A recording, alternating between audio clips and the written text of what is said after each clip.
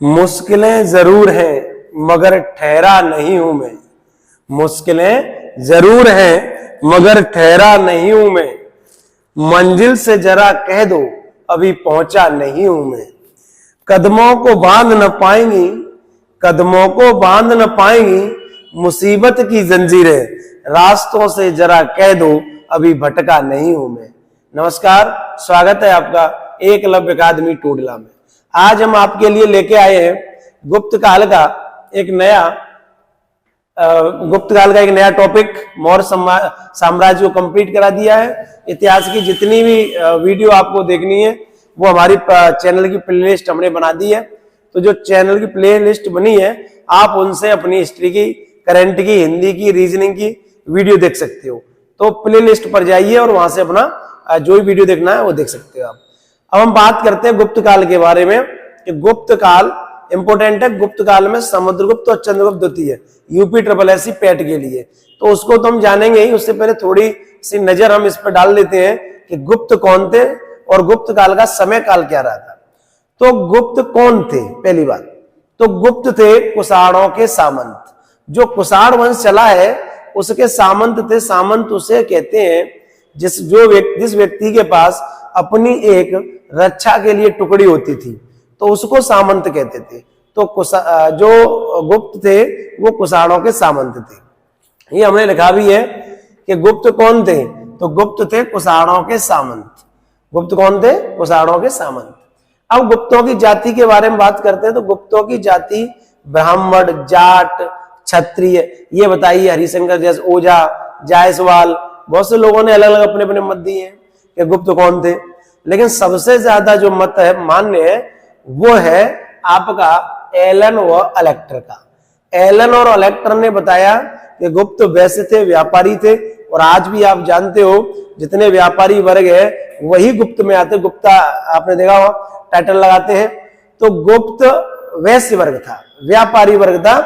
तो ये एलन व अलेक्टर ने बताया और यही सर्वमान्य मत है। ठीक, तो एलन व अलेक्टर ने बताया गुप्त कौन थे? वैसे थे। अब हम बात करते हैं गुप्त काल कब से कब तक चला। तो गुप्त काल चला था 319 ईस्वी से 550। 550 को कई किताबें अलग अलग देती हैं, कोई 548, कोई 550, कोई, लेकिन जो सही है वो है 550। ठीक है। अब 550 ईस्वी तक चला क्योंकि 319 ईस्वी को चंद्रगुप्त प्रथम राजा बना। तो चंद्रगुप्त प्रथम जब राजा बना वहीं से गुप्त काल का कार्यकाल माना जाता है। वैसे गुप्त वंश का संस्थापक कौन था? तो गुप्त वंश का संस्थापक श्रीगुप्त, और श्रीगुप्त का पुत्र था घटोत्कच। घटोत्कच से रामगुप्त। ठीक है, ये रामगुप्त और चंद्रगुप्त प्रथम, उसके बाद समुद्रगुप्त, चंद्रगुप्त द्वितीय, और इस तरीके से चलते चले गए। ठीक, तो गुप्त काल का संस्थापक श्रीगुप्त, वास्तविक संस्थापक चंद्रगुप्त प्रथम, और जो वास्तविक संस्थापक चंद्रगुप्त प्रथम था इसी ने गुप्त संवत चलाया। गुप्त संवत चलाया 319 ईस्वी, यानी 319 ईस्वी को जब ये गद्दी पे बैठा तब से गुप्तों का संवत चालू हुआ है। सर, इससे एक प्रश्न पूछा जाता है शक संवत को लेकर कि गुप्त संवत और शक संवत में कितने का डिफरेंस है, कितने वर्ष का डिफरेंस है? तो वो 241 वर्ष का डिफरेंस है। कितने का है? 241 वर्ष का डिफरेंस है। गुप्तों का जो राजकीय चिन्ह था वो गुप्तों का राजकीय चिन्ह गरुड़। गरुड़ कई जगह मिला, अंकन मिला है गरुड़ का। और गरुड़ का राजकीय चिन्ह होने का एक पीछे वजह ये थी कि ये वैष्णव को मानते थे, भगवान विष्णु की उपासना करते थे। और भगवान विष्णु को मानने के कारण इन्होंने अपनी उपाधि परम भागवत भी रखी थी।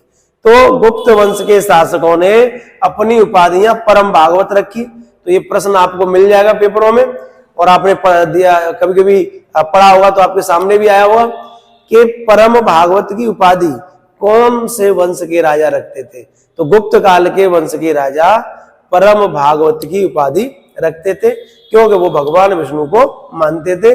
और इसी कारण उनका जो राजकीय चिन्ह था, जो राज्य का चिन्ह था, वो गरुड़ था। बात समझ में आ गई होगी। अब बात करते हैं कि आखिर गुप्त काल की जानकारी कहां से मिलती है। तो गुप्त काल की जानकारी दो तरीके से मिलती है, एक तो अभिलेखों से, अभिलेखी साक्ष्य, और दूसरे साहित्यिक स्रोत, पुस्तकों में भी लिखा हुआ है गुप्त काल के बारे में, और अभिलेखों पर भी राजा लिखवा के गए हैं उन्हीं गुप्त काल के ही। तो उनमें दो प्रकार से हमें जानकारी मिलती है, साहित्यिक स्रोत और अभिलेखी साक्ष्य। तो हम बात करते हैं पहले अभिलेखीय साक्ष्य की। तो गुप्त वंश की जानकारी के स्रोत अभिलेखी साक्ष्य। अभिलेख कहां से मिले? मेहरौली लौह स्तंभ लेख। तो जो मेहरौली लौह स्तंभ लेख है ये दिल्ली में है, और इस पर एक राजा का नाम था राजा चंद्र। तो राजा चंद्र को बाद में इतिहासकारों ने चंद्रगुप्त द्वितीय के नाम से पहचाना। उसका जो इक्वेशन समीकरण बिठाया वो चंद्रगुप्त द्वितीय के नाम से, ये चंद्रगुप्त द्वितीय। और चंद्रगुप्त द्वितीय ने उपाधि कौन सी धारण की थी? विक्रमादित्य। आगे समझाएंगे उस विक्रमादित्य की उपाधि के बारे में। तो अभिलेखी साक्ष्य पहला मेहरौली लौह स्तंभ लेख चंद्रगुप्त द्वितीय। ये कुब्बतुल इस्लाम मस्जिद है, उसके प्रांगण में ये बना हुआ है। ये एक ऐसा स्तंभ है जिसमें आज तक जंग नहीं लगी। इसमें किस प्रकार के लोहे का प्रयोग किया गया, आज तक मेहरौली स्तंभ लेख में जंग नहीं लगी। ये दिल्ली में है। अब बात आते हैं एरड स्तंभ लेख। ये एमपी के सागर जिले में है, एमपी के सागर जिले में है, और ये संबंध है भानुगुप्त से। ये इंपोर्टेंट इसलिए हो जाता है क्योंकि इसमें भारत में सबसे पहले सती प्रथा का वर्णन, भारत में सबसे पहले सती प्रथा का उल्लेख एरड स्तंभ लेख से किया गया है। इसमें भानुगुप्त पर जब हुड़ अटैक कर देते हैं, उस हुड़ों के द्वारा अटैक में भानुगुप्त का एक मंत्री था, मंत्री गोपराज। तो गोपराज उस युद्ध में मारा जाता है, और गोपराज की पत्नी उसके साथ सती हो जाती है। तो सती हो जाती है, इस बात को भानुगुप्त ने एरड स्तंभ लेख में लिखवाया था। इसलिए एरड स्तंभ लेख सती प्रथा का सबसे पहला साक्ष्य है। तो सती प्रथा का उल्लेख सबसे पहले कहां से मिला है? एरड स्तंभ लेख से। अब आता है प्रयागराज स्तंभ लेख। प्रयागराज स्तंभ लेख या प्रयाग प्रशस्ति। तो प्रयाग प्रशस्ति लिखी थी हर्षेण ने। हर्षेण समुद्रगुप्त का दरबारी कवि था, हर्षेण विद्वान था, और इसने प्रयाग प्रशस्ति संस्कृत में लिखी है। हम समुद्रगुप्त को पढ़ाएंगे तो प्रयाग प्रशस्ति का चित्र बनाकर किसके लिए कितनी लाइन है और कितना खाली है वो आगे पढ़ाएंगे हम आपको। तो प्रयाग प्रशस्ति हर्षेण ने लिखी, रचना की उसकी। उसमें प्रयागराज स्तंभ लेख में समुद्रगुप्त की विजयों का वर्णन है। उसने 12 राजा उत्तर के जीते, 12 उसके जीते दक्षिण के, और सभी राजाओं को बाद में उसने उनका साम्राज्य लौटा दिया दक्षिण के राजाओं का। तो समुद्रगुप्त को उसकी विजय के कारण भारत का नेपोलियन कहा है स्मिथ ने। तो समुद्रगुप्त भारत में इतना ज्यादा उसने राज्य जीते कि उसकी जीत के कारण हम समुद्रगुप्त के बारे में भी आगे पढ़ाएंगे आपको, ठीक। तो ये समुद्रगुप्त के बारे में है, और प्रयागराज स्तंभ लेख में समुद्रगुप्त की विजयों का वर्णन किया गया है। बात समझ में आ गई होगी। जूनागढ़ अभिलेख। तो जो जूनागढ़ अभिलेख है वो जूनागढ़ अभिलेख रुद्रदामन का जूनागढ़ अभिलेख गुजरात में। ये जूनागढ़ अभिलेख कहां पे है? गुजरात में। हमने आपको मौर्य वंश में पढ़ाया था कि चंद्रगुप्त मौर्य ने सुदर्शन झील का निर्माण कराया था। तो उस सुदर्शन झील की मरम्मत स्कंदगुप्त ने कराई। तो जूनागढ़ अभिलेख में स्कंदगुप्त लिखता है कि उस सुदर्शन झील का पुनरुद्धार कराया गया। तो आप बताओ जूनागढ़ अभिलेख किससे संबंधित है? स्कंदगुप्त। इसमें क्या लिखा है? स्कंदगुप्त ने लिखाया है कि सुदर्शन झील का पुनरुद्धार कराया, मरम्मत करवाई। ये गुजरात से मिला है। अब बात आती है बिलसड़ अभिलेख। ये कुमारगुप्त का है, और ये एटा जिले के भिलसड़ गांव से मिला है। एटा जिले के भिलसड़ गांव से मिला है। इसमें कुमारगुप्त की उपाधि महेंद्रादित्य और कुमारगुप्त के द्वारा कराया गया अश्वमेध यज्ञ का वर्णन मिलता है, ठीक। तो इसमें कुमारगुप्त भिलसड़ अभिलेख किससे संबंधित है? कुमारगुप्त से। कहां से मिला है? एटा जिले के भिलसड़ से। क्या लिखा है इसमें? इसकी उपाधि महेंद्रादित्य और इसके बाद अश्वमेध यज्ञ का इसमें वर्णन किया गया है। तो उम्मीद है ये अभिलेख आपके समझ में आए होंगे। अब हम बात करते हैं साहित्यिक स्रोत। तो गुप्त काल में कई साहित्य लिखे गए हैं, कई विद्वान हुए हैं, तो इसीलिए इसको कहा जाता है गुप्त भारतीय कला एवं संस्कृति का स्वर्ण युग। कला एवं संस्कृति, कल्चर का स्वर्ण युग। और ये कहा है के.एम. मुंशी ने। किसने कहा है? के.एम. कन्हैयालाल मणिकलाल मुंशी, जो पॉलिटी में हम पढ़ेंगे। उन्होंने कहा है कि भारतीय कला एवं संस्कृति का स्वर्ण युग है गुप्त काल। ठीक, तो आप बात करते हैं कालिदास की। सबसे प्रमुख जो कवि रहे हैं गुप्त काल में वो कालिदास रहे हैं। तो कालिदास की 7 रचनाओं के बारे में वर्णन मिलता है, 7 रचनाओं के बारे में। अब कौन कौन सी रचना और उसमें क्या क्या लिखा गया है? अभिज्ञान शाकुंतलम, अभिज्ञान शाकुंतलम, विक्रमो वर्षीयम, मालविकाग्निमित्रम। याद करने का तरीका देखो, यहां से आप मालविका उठाओ, यहां से अग्निमित्र उठाओ, यहां से वर्षीयम लिखा है तो यहां से उर्वशी, उर्वशी, और शाकुंतलम लिखा है यहां से शकुंतला। तो इनमें किन किन का वर्णन? अभिज्ञान शाकुंतलम में राजा दुष्यंत और शकुंतला की प्रेम कहानी का वर्णन है, जिनका पुत्र भरत होता है और भरत के नाम पर भारत वर्ष पड़ा है। ऐसा कहानियां बताती हैं। तो राजा दुष्यंत और शकुंतला की प्रेम कहानी का वर्णन दिया गया है अभिज्ञान शाकुंतलम में। विक्रमो वर्षीयम में क्या है? विक्रमो वर्षीयम में जो उर्वशी अप्सरा थी, उस अप्सरा की राजा पुरुरवा के साथ प्रेम कहानी है। जब उर्वशी को राक्षस किडनैप कर लेता है, अपहरण कर लेता है, तो राजा पुरुरवा उसको बचाकर वापस ले जाता है, तो उसके बारे में इसका वर्णन है। तो विक्रमो वर्षीयम में उर्वशी और राजा पुरुरवा की प्रेम कहानी है। मालविकाग्निमित्र में क्या है? तो मालविकाग्निमित्र में मालविका और अग्निमित्र, जो अग्निमित्र विदिशा का राजा था, तो अग्निमित्र और मालविका की प्रेम कहानी है। अर्थात कालिदास ने प्रेम कहानियों पर बहुत जोर दिया है। आप देखो तो कालिदास की प्रेम कहानियां, सब में प्रेम कहानियां चल रही है उनकी। आप जितनी रचनाएं देखोगे सब में देखोगे प्रेम कहानी।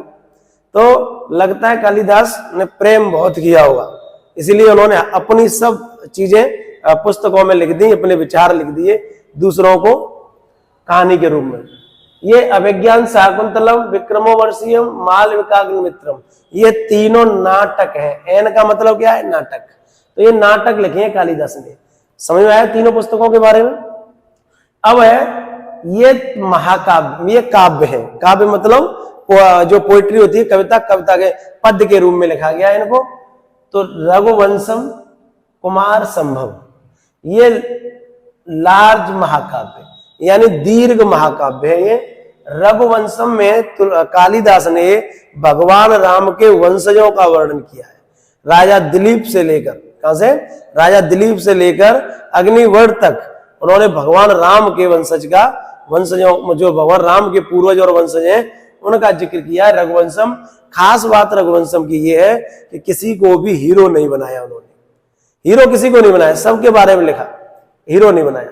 कुमार संभव में उन्होंने क्या लिखा? तो कुमार संभव में शिव और पार्वती के जीवन का वर्णन किया है। कुमार नाम इसलिए इसको रखा गया क्योंकि इसमें उनका पुत्र था कार्तिकेय। तो कार्तिकेय और कुमार, कार्तिकेय अथवा कुमार दोनों नाम है। तो उनके बारे में, शिव और पार्वती के बारे में इसमें लिखा है, और उनके पुत्र के नाम पर यह कुमार संभव रखा। अब आता मेघदूतम। तो जो मेघदूतम पुस्तक है उनकी, इसमें क्या है? तो इसमें जो कुबेर थे, कुबेर ने यक्ष को अलकापुरी से निकाल दिया था। तो जब वहां से निकाल दिया, अपने नगर से कुबेर ने यक्ष को निकाल दिया, तो यक्ष जाकर एक पर्वत पर निवास करने लगा। और निवास करने लगा तो कुछ दिनों बाद उसको अपनी प्रेमिका की याद आई। जब वो जिससे वो प्रेम करता था उसकी याद आई, तो उस विरह में, उस परेशानी में, व्यथा में उसने क्या किया? अपना संदेश भेजने का प्रयास किया। अब उस पर्वतों पर उसको संदेश भेजने के लिए कोई मिला नहीं, तो फिर उसने बरसात के मौसम में बादलों को क्या कर लिया, अपने संदेश वाहक के रूप में भेजा, अर्थात काल्पनिक इमेजिनरी कल्पनाओं में वो गीत गाता रहा, लिखता रहा, और उसको ऐसा लगा कि बादल जाके मेरा संदेशा कह देंगे। तो ये भी एक प्रेम कहानी को समर्पित पुस्तक है मेघदूतम। ऋतु संहार, और ऋतु संहार में भी प्रेमी अपनी प्रेमिका के लिए लिखता है, यानी 6 ऋतुओं का वर्णन। तो इसमें 6 ऋतुओं का वर्णन पहली बार संस्कृत में हुआ, संस्कृत भाषा में 6 ऋतुओं का वर्णन पहली हुआ ऋतु संहार में। हर ऋतु के बारे में प्रेमी को लेकर लिखा गया। ठीक, तो ऋतु संहार ये जो है, यही कालिदास की पहली रचना मानी जाती है। तो कालिदास की पहली रचना कौन सी मानी जाती है? ऋतु संहार मानी जाती है। तो इतना समझ में आपको आ गया होगा, क्योंकि इसलिए हमने इनके बारे में, सबके बारे में बताया आपको, क्योंकि प्रश्न पूछा जाता है ये किससे संबंधित है। ठीक, तो आप नोट कर लें, स्क्रीनशॉट ले लें, फिर और कुछ रचनाओं के बारे में हम चर्चा करेंगे, तो आप तब तक नोट कर लो। अब हम और कुछ साहित्य के बारे में बात करते हैं, और जो गुप्त काल की पुस्तकें हैं वो भी कुछ गुप्त काल में प्रकाशन इनका हुआ, लिखी गई है इनको। तो किन किन ने कौन कौन सी पुस्तक गुप्त काल में लिखी और क्या क्या उसका वर्णन है, उसके बारे में हम चर्चा करते हैं। आपने देखा होगा कि एंशिएंट हिस्ट्री से अगर पुस्तक आएगी तो गुप्त काल की ही पुस्तक आती है। एंशिएंट हिस्ट्री में अगर गुप्त पुस्तकें लिखी गई तो गुप्त काल में ज्यादा पुस्तकें लिखी गई। तो देखो, चर्चा करते हैं हम। पहली, सबसे पहले जो प्रमुख नाम आता है वो आर्यभट्ट का आता है, कि आर्यभट्ट जो विद्वान थे उन्होंने क्या क्या बताया। तो पहले आर्यभट्ट, आप आर्यभट्ट को किस रूप में जानते हो? तो वो गुप्त काल में एक प्रसिद्ध गणितज्ञ थे। कौन थे? एक प्रसिद्ध गणितज्ञ थे, और उन्होंने अपनी एक पुस्तक लिखी है आर्यभट्टियम। आर्यभट्टियम जो पुस्तक है, इसमें उन्होंने ट्रिग्नोमेट्री, एलजेब्रा, सर्किल, यानी इनका जिक्र किया है, यानी इनके सिद्धांत दिए हैं, एलजेब्रा, ट्रिग्नोमेट्री और सर्किल के। तो आर्यभट्टियम पुस्तक। दूसरी पुस्तक उनकी दास मितक है। तीसरी पुस्तक आर्य शिष्ट शतक है। तो आर्यभट्ट की ये 3 पुस्तक हैं। आर्यभट्ट ने पाई का मान 3.14 निकाला सबसे पहले। तो सबसे पहले पाई का मान निकालने वाले व्यक्ति कौन थे, विद्वान कौन थे? आर्यभट्ट थे। उसके बाद उन्होंने चंद्र ग्रहण और सूर्य ग्रहण के बारे में बताया, चंद्र ग्रहण और सूर्य ग्रहण के बारे में बताया। और पृथ्वी गोल है, ये सबसे पहले किसने बताया? ये आर्यभट्ट ने बताया। तो आर्यभट्ट की गुप्त काल में देन आप ये समझ सकते हो कि पाई का मान बताया, चंद्र ग्रहण सूर्य ग्रहण के बारे में बताया, पृथ्वी गोल है इसके बारे में बताया। ठीक, अब हम बात करते हैं वराहमिहिर की। तो वराहमिहिर ने ये पुस्तकें दी, पंच सिद्धांतिका, वृहद संहिता, लघु जातक, विवाह पटल, योग पटल। तो जो पंच सिद्धांतिका पुस्तक इन्होंने दी, वो पंच सिद्धांतिका पुस्तक में ज्योतिषी के 5 सिद्धांतों का वर्णन है। तो ज्योतिषी के 5 सिद्धांत किसमें दिए? पंच सिद्धांतिका में दिए, वराहमिहिर ने दिए।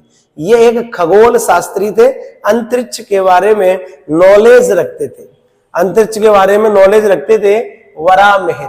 तो वराहमिहिर ने ये पुस्तकें लिखी हैं। इसके बाद अब कुछ और हैं जो लेखक और जिनके बारे में बुक्स हैं, इनके बारे में बात करते हैं। तो बुक्स, पहली मुद्रा राक्षस।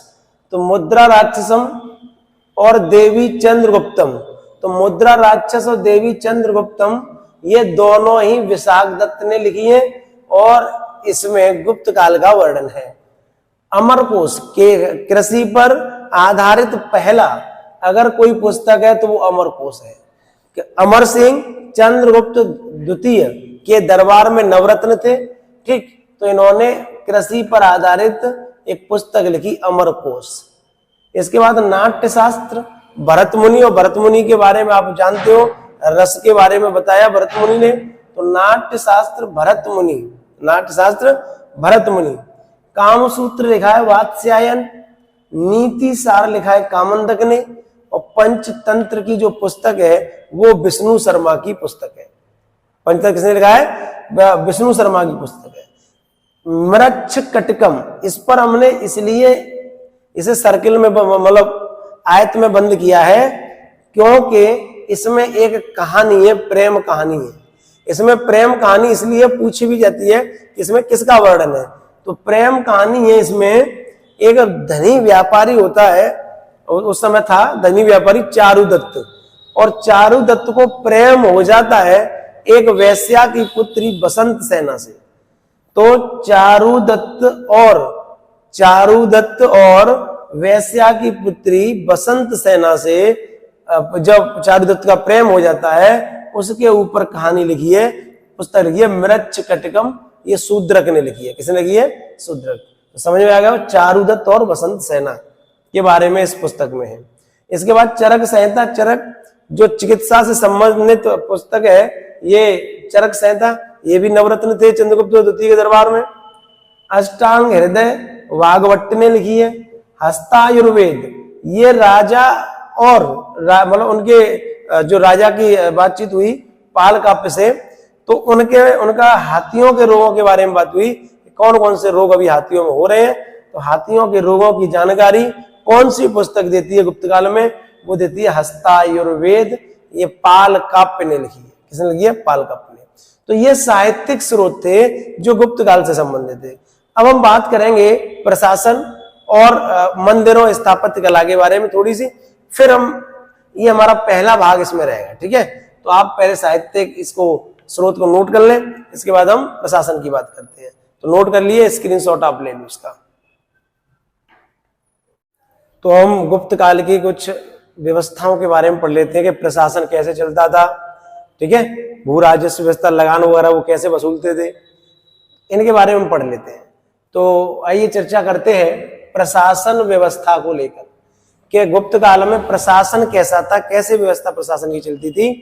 तो सबसे प्रमुख होता था केंद्र, सेंटर जो आज भी है केंद्र सरकार, आप जानते होंगे। तो केंद्र का प्रमुख उस समय राजा होता था, केंद्र का प्रमुख राजा होता था। ये सर्वे सर्वा होता था। ठीक, सर्वे सर्वा होता था ये। और यहाँ जो राजा था, इसकी सहायता के लिए एक मंत्री परिषद होती थी, मिनिस्टर काउंसिल। तो मंत्री परिषद जो इसके लिए होती थी, उसमें मंत्रियों के पद वंशानुगत हो गए थे गुप्त काल में। तो मंत्रियों के पद वंशानुगत हो गए थे गुप्त काल में, और राजा की सहायता के लिए एक मंत्री परिषद होती थी। केंद्र के नीचे, केंद्र से छोटा प्रांत होता था, जो देश भुक्ति वगैरह में बटा होता था। कहीं कहीं जगह भुक्ति को तहसील भी कहा गया है, लेकिन यहाँ प्रांत को भुक्ति है कहा गया है। तो प्रांत का प्रमुख उपरिक कहलाता है। जैसे आज स्टेट का जो होता है वो चीफ मिनिस्टर होता है, सीएम होता है, वैसे ही उपरिक। तो इसके बाद जिला आता है। जिला को आप जानते हो डिस्ट्रिक्ट, और उस समय जिला को विषय कहते थे, और विषय का प्रमुख होता था विषयपति। जैसे आज जिले का प्रमुख डीएम होता है, वैसे विषयपति। गांव का प्रमुख आज प्रधान होता है। गुप्त काल में ग्रामीण या ग्रामिक गांव का प्रमुख कहलाता था। तो आप देख सकते हो कि स्थानीय स्वशासन व्यवस्था भी उस समय लागू थी। अर्थात गांव का अगर मुखिया होता था, तो गांव तक की बातों को उठाने वाला, बातों को राजा तक पहुंचाने वाला एक व्यक्ति होता था, जो ग्रामीण और ग्रामिक कहलाता था।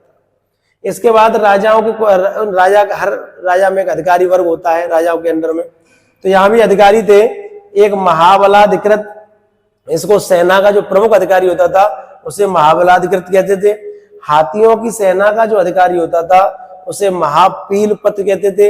हमने यहाँ पे घोड़ों की सेना का प्रमुख नहीं लिखा, क्योंकि वो नाम से ही पता चल जाएगा आपको, अश्वभट्टारपति, इसलिए उसको नहीं लिखा।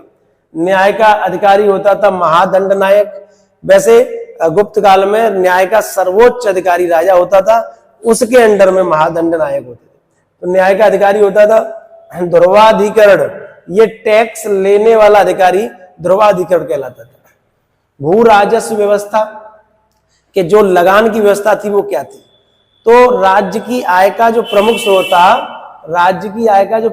था, वो लगान थी। राज्य की आय का प्रमुख स्रोत क्या थी?